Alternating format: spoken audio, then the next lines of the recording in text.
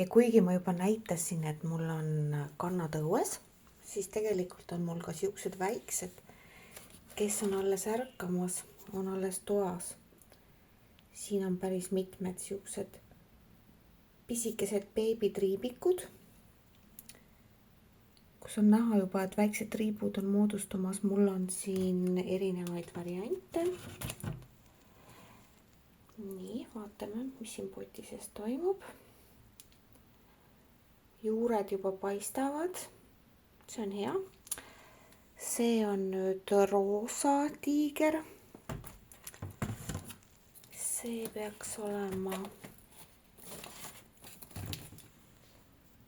nii, white tiger ehk siis valge tiiger ja tema juba ilusti kasvab. Siit on näha, et ta on ka juba risoomi endal pikemaks kasvatanud.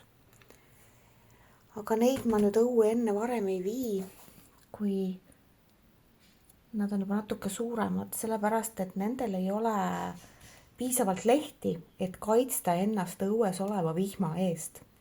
Lehed on siis just need, kui tekib selline suurem vihmavari nendest, siis vihm ei saja kõik potti, vaid potist mööda ka, mis on iseenesest taimele väga hea. Nii et need on mul jah, mõned uuemad sordid. Aga nad juba näevad täitsa ilusad välja. Kleopatra, siit on näha juba, et Kleopatral täiesti ilusti moodustub juba ka lehel olev tume aktsent.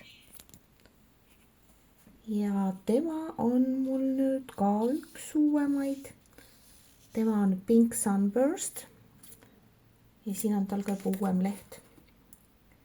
Nii et nemad tahavad kindlasti varsti ka õue saada, aga hetkel on nad veel alles toas kosumas.